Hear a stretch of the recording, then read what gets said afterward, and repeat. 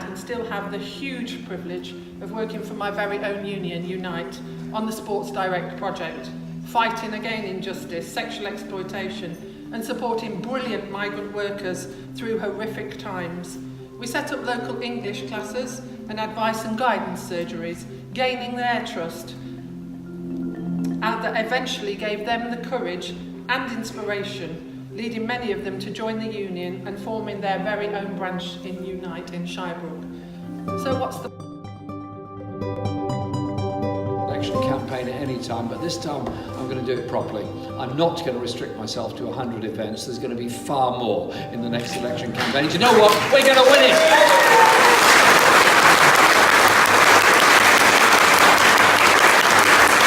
But it's also about that creative endeavour, the creative understanding we've all got. And John McDonnell, as our Shadow Chancellor of the Exchequer, has done a number of things, two of which I want to just highlight to you. The first one is, the first statement he made was that this was the end of the policies on austerity. We are a party about investment for the future. You cannot cut your way to the future. So there is no economic consensus. It is about investment. Too many communities have paid the price of austerity for the past 8 years.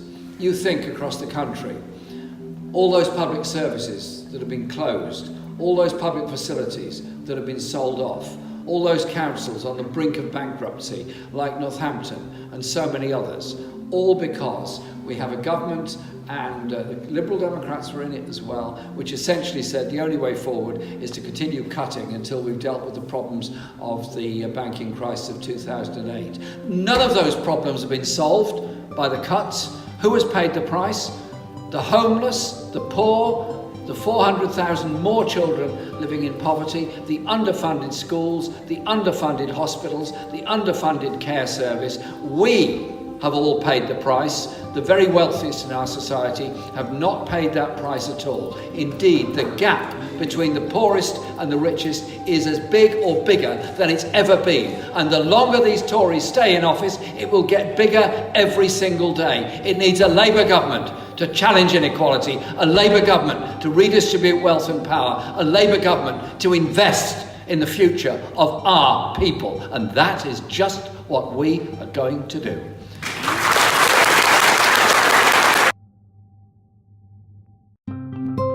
To meeting many of you at these events. Solidarity, John McDonnell.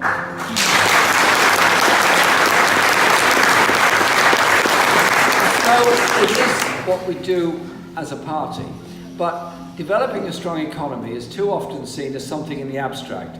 You'll deal with the economy and you'll deal with social justice and you'll deal with something else. No, it's not. It's part of a framework in your mind. It's part of what kind of society do you want to live in. I do not want to live in a country that tolerates 1 million users of food banks having to rely on them just to eat every year.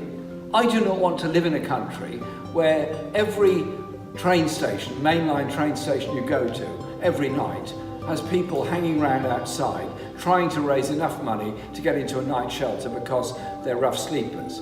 I don't want to live in a society where children go to school so hungry, the teachers have to dip into their wallets or handbags just to give the kids something to eat before they can begin to learn in the day. I don't want to live in a society where we tolerate levels of underachievement by so many of our children because of the postcode lottery of the provision of nursery accommodation or the postcode lottery of which schools are properly funded or not. I want to live in a society that values everybody, that doesn't consign some youngsters to economic disadvantage and educational underachievement because they're having problems in school at the age of 13 or 14 and get excluded, get suspended, get moved on somewhere else and underachieve as a result of it. I want that principle that everybody has something good in them and can make their contribution to our society. So when we're looking at policies, we look at it in a holistic way. We look at it how we deal with these issues. And so, on the economic issues that John leads us on, it is about investment, a national investment bank that will invest across the whole of the UK with regional transformation funds. And the East Midlands has the lowest level of central government investment and the lowest level of central government expenditure and some of the lowest wages and most exploitative employers anywhere in the country. That has got to change.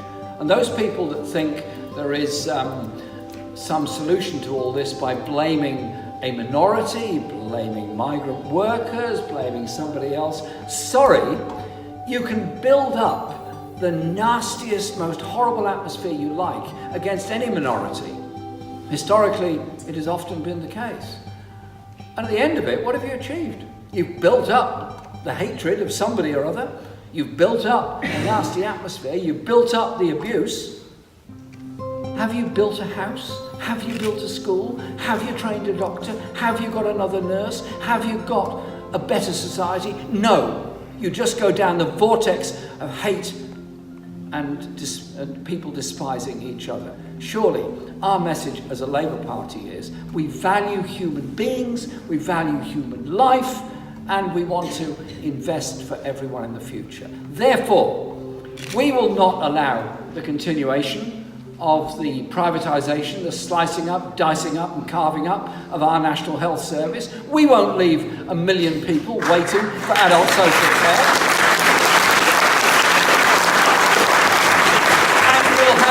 Education service and education system through our national education service that takes the commodity out of education and inserts the right to education from cradle to grave. And it's great to see the hall filled and that lovely banner at the back from Nottingham Community Branch of Unite with my favourite poem across the bottom and me presently obscured by the photographer, rise like lions in unvanquished numbers, for we are many, they are few. And that is